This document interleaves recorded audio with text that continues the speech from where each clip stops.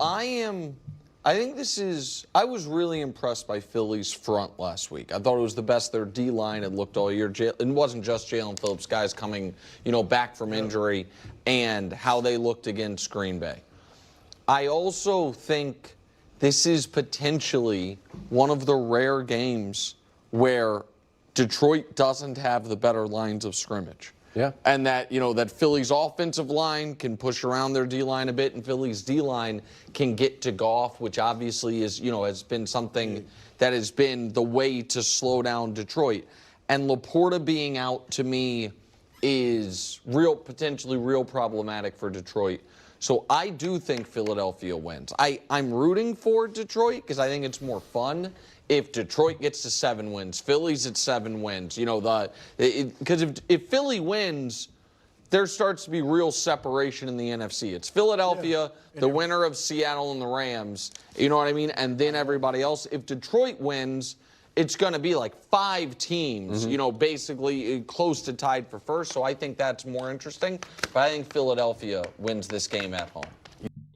I'm personally rooting for the Lions, but my prediction is that the Eagles will win. I joked yesterday that since Colin picked the Eagles, I hoped Manini and Nick wouldn't.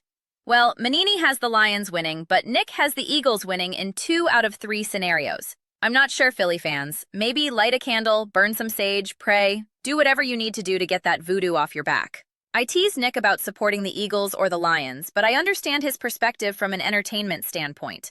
I also think we know he generally doesn't want the Eagles to keep winning. I do the same thing, rooting for certain teams not in the traditional sense, but from a pure entertainment perspective, wanting action and competitive games. However, I don't think an Eagles win hurts the entertainment value. Everything in the league is still so tightly packed, and with plenty of season left, there are many opportunities for any team to slip up with devastating consequences. So for this specific game, I don't feel a personal need to root one way or the other. Also, where is this idea coming from that the Philadelphia Eagles offensive line is bullying anyone lately? People keep making these comments and it just doesn't make any sense. I don't even want to get into it because it's exhausting. The Eagles' O-line has objectively been bad, so claiming they can just push any defensive line around is baseless. I don't think any Eagles fan has that confidence right now because it simply hasn't happened. This is a huge game for the Philadelphia Eagles. It's a bit of a weird one because since they played on Monday night, most of the talk on Tuesday and Wednesday was about that game and the whole A.J. Brown situation. Consequently, I feel like we haven't talked about this Lions matchup much, and it's massive. I realized I didn't even have an Eagles video scheduled for today and had to fix that. It's interesting that there's been more talk about the Chiefs-Broncos or Seahawks-Rams games. I think part of it is that we already talked about the Eagles so much after Monday night, so you have to spread the attention around. This game matters immensely, especially with all the focus on the Eagles' offense. They have found ways to win, but I'm not the type of person who takes comfort in that. I never have been. I never liked the "they just find a way" narrative, even back in 2023, and I've been clear about separating that season from this one. I reject any notion of it being supernatural. That said, it is interesting. If a team is consistently well-coached and executes at a high level in crucial moments, that's a skill. I referenced the Eagles in a clip about the Seahawks, pointing out what the Eagles have shown they can do. You won't have a 100% success rate, but they have consistently executed in the most important moments, like in the comeback win against the Rams and in key situations against the Vikings. Sometimes statistics like third-down conversion rates can be misleading. A team might be 5 for 10, which is great, but if those conversions didn't come in the gotta-have-it moments, it's different. The Eagles have struggled in some of those moments, but when it's truly been do or die, they found a way through. I'm fascinated to see how this game unfolds against the Detroit Lions. I still believe the best opponent the Lions have faced was the Chiefs, and that game was much closer than the final score indicated.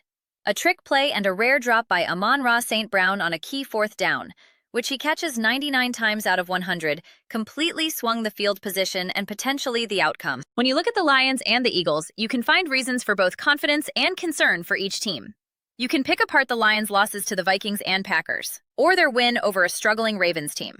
Similarly, you can question the Eagles' blowout loss to the Giants, or their close win over the Broncos. Every team has pros and cons right now, and the Eagles are no exception.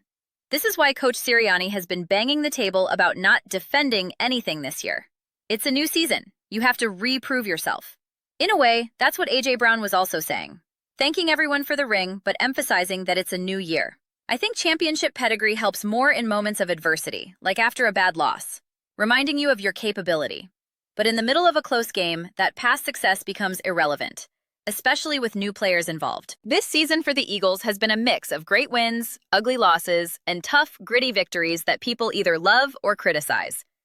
Now they face the Detroit Lions, who are always well-prepared, competitive, and never an easy win. This is a true barometer game for both teams. I'm really on the fence. If the Eagles win a close, low-scoring game, or if they lose, what does it really mean? The public reaction is ready to explode on the surface. If the Eagles win big, people will say, "See, there are no problems." If they lose, it will be, "See, I told you so, this vindicates A.J. Brown," etc. Everyone is just waiting to pounce. The Eagles were in a similar spot last year with everyone criticizing their passing game until they proved them wrong. Now the Lions are a team that sets the terms of a game, and the Eagles are a team that does the same. How will that clash play out? I'm very excited for this game. I see it as an all-or-nothing scenario for the Eagles. A win, especially a convincing one, makes people feel good and silences the critics about Jalen Hurts' passing, A.J. Brown, etc.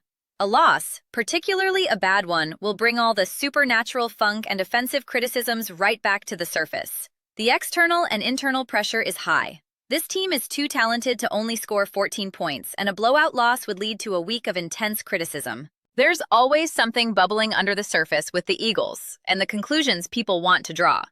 This game feels really heightened. This will be my last point because I'm not sure if I can live stream this game. I was trying to decide between streaming the Packers game or this one, weighing which would be more interesting. The Packers have a better defense but a worse offense, while the Lions have a better offense but a worse defense. It will be fascinating to see if the Eagles' defense can continue to rise and stifle a physical offense, and if the Eagles' offense can finally take full advantage of a defense that isn't elite. There's plenty to learn here. On the surface, everyone is waiting to erupt in one direction or another. I guarantee some people are hoping A.J. Brown gets no targets, while others want him to have 180 yards. Some are hoping the Eagles get rocked. The volume and tension surrounding this team are incredibly high right now. But those are just my thoughts. I'd absolutely love to hear yours. What do you guys all think about the Philadelphia Eagles? How do you feel this game is going to unfold? You've got Brew, Nick, and Colin picking the Eagles. I didn't see what the Ringer's take was, and then you've got Manini picking the Lions. I'm pretty sure he picked the Commanders in the NFC Championship last year and the Packers over the Eagles on Monday. So, maybe it's a good omen that Manini is picking against the Eagles again. What's his problem with them? I don't know. Let me know your thoughts in the comments below.